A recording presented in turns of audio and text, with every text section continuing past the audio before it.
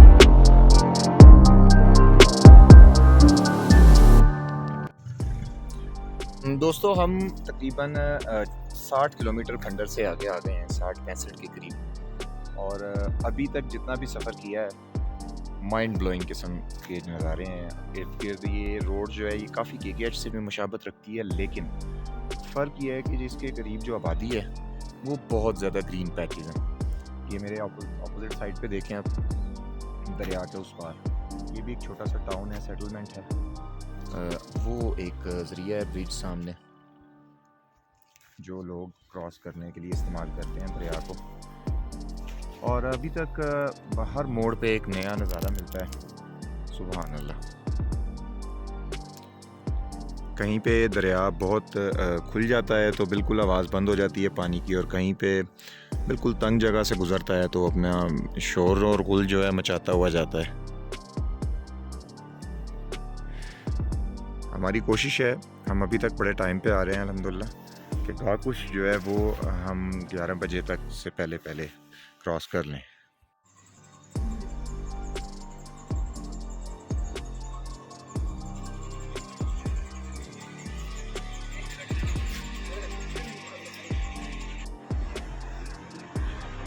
नाजरीन, ये जो सामने आपको टाउन नज़र आ रहा है खलती विलेज है।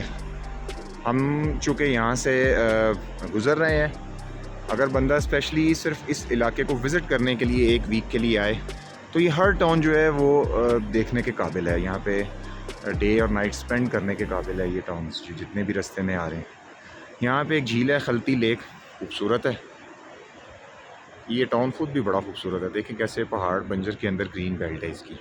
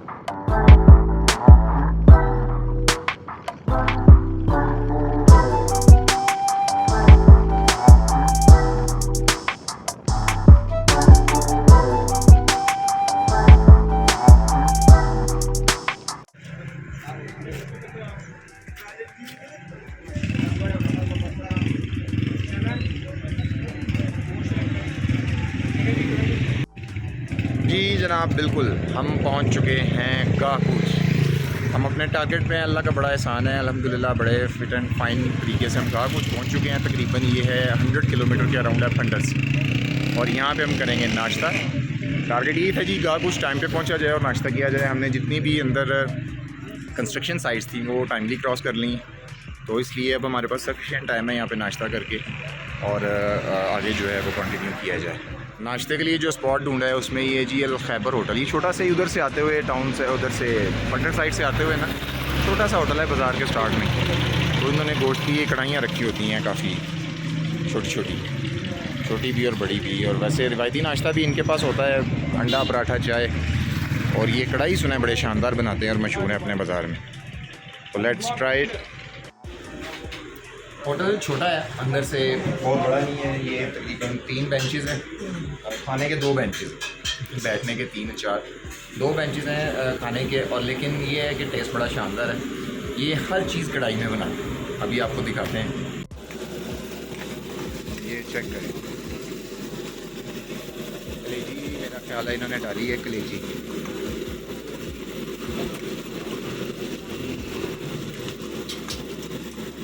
इसी तरह ये कढ़ाई में अंडा भी बनाते हैं, दाल भी बनाते हैं। स्पेशलिटी ये है हर चीज़ कढ़ाई के अंदर फ्राई हो।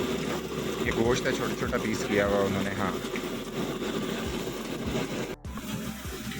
ले जी रोटियाँ और उसके साथ जो है कढ़ाई में ये गोश्त है।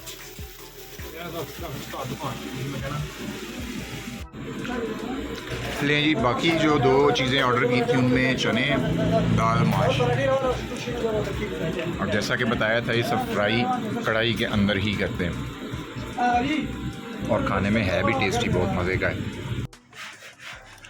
चाय जनाब आई है और ये बड़ी स्पेशल चाय है। स्पेशलिटी इसकी ये है कि ये देखें राय साहब ने जनाब ख़ुद बनवाई है ये चाय, खड़े होके मसाला जात अपने ऐड करके। और ये मच नीडेड भी है। ये सुबह से हम इसी तरह ही चल रहे थे चाय। अभी आज की पहली चाय आई।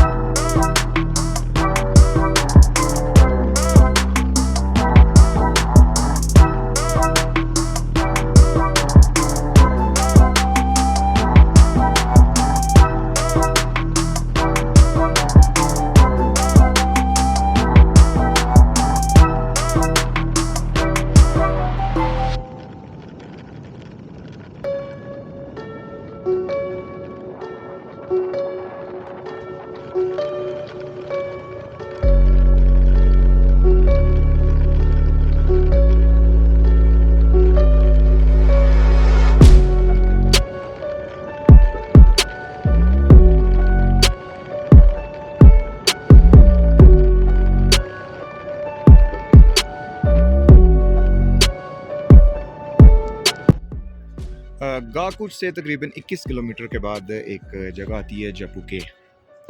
यहाँ पे वो बेसिकली गाकुच के अंदर ही ये उसी टेरिटरी में आती है। यहाँ पे वो साइट है जो कंस्ट्रक्शन साइट जहाँ से रोड बंद है। हम 10 मिनट पहले पहुँचे।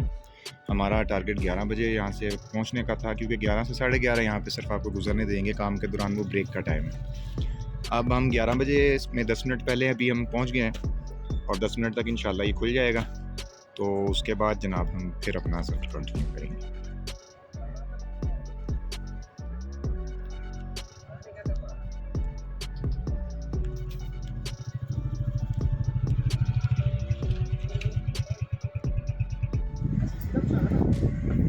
दोस्तों हम पहुंच चुके हैं इस वक्त काफ़ी हेक्टिक और लॉन्ग ड्राइव के बाद फलीची तकरीबन गिलगित से आई थिंक अराउंड 50-60 के अराउंड होगी किलोमीटर।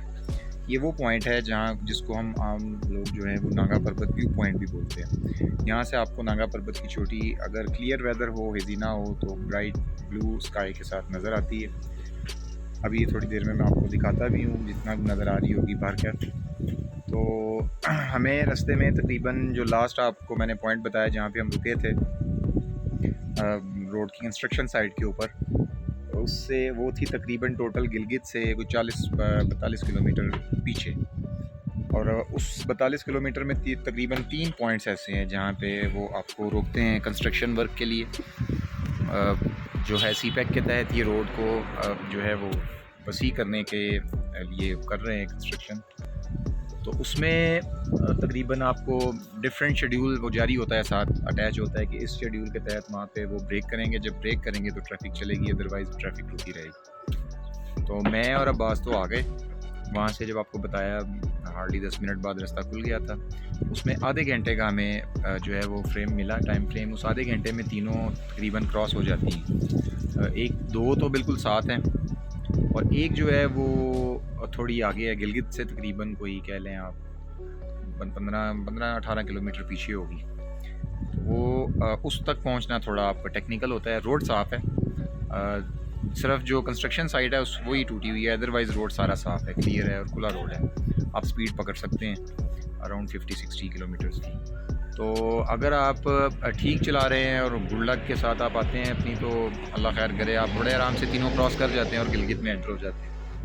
तो उसके बाद गिलगित में आते ही हमें जो वेलकम किया है गर्मी ने, ओए होए बड़ी शदीद गर्मी है।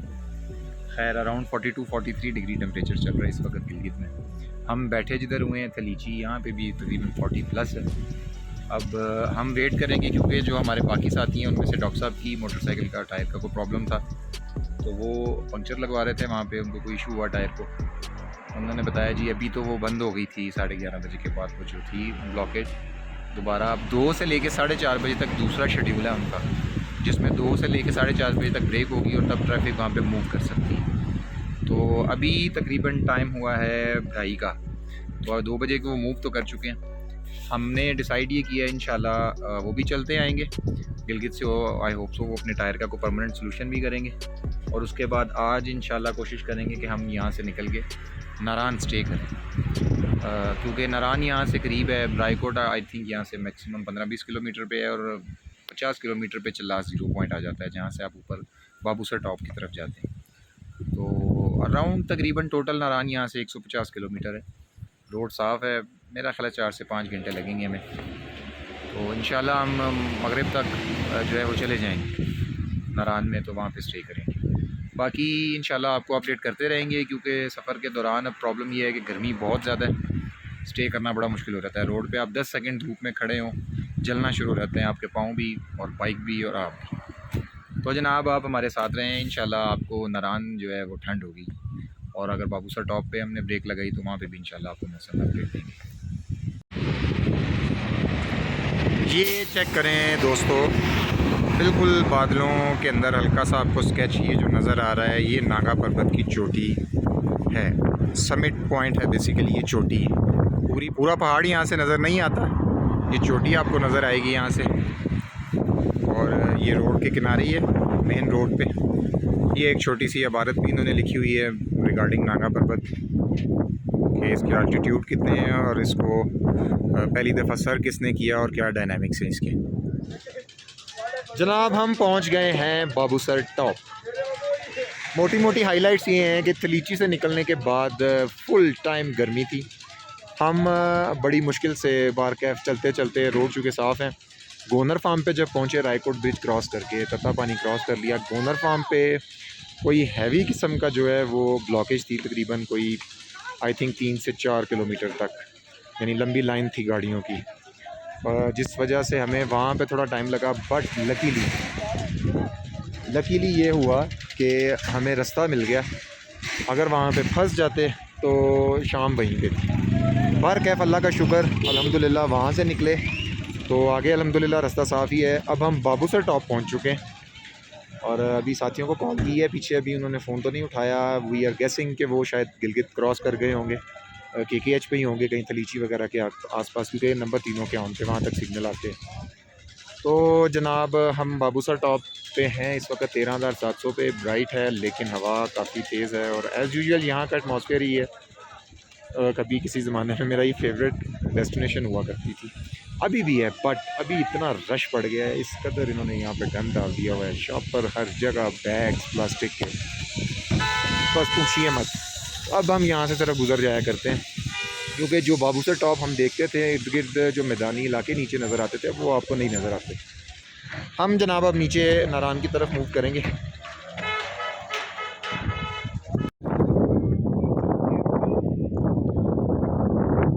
पास को क्रॉस करके जब आप नारान की तरफ नीचे उतरने लगते हैं तो कुछ नज़ारे हैं जो आप अभी भी इंजॉय कर सकते हैं। लेकिन ये ऊपर ऊपर से चेक करें, नीचे से जैसे ही चेक करेंगे तो अनलकीली दुख होता है हमारे इंसान होने पे। खैर अल्लाह ताला हम सबको हिदायत दे। ये देखिए जी, शानदार नज़ारा है। ये गिटी डास का मैदान है।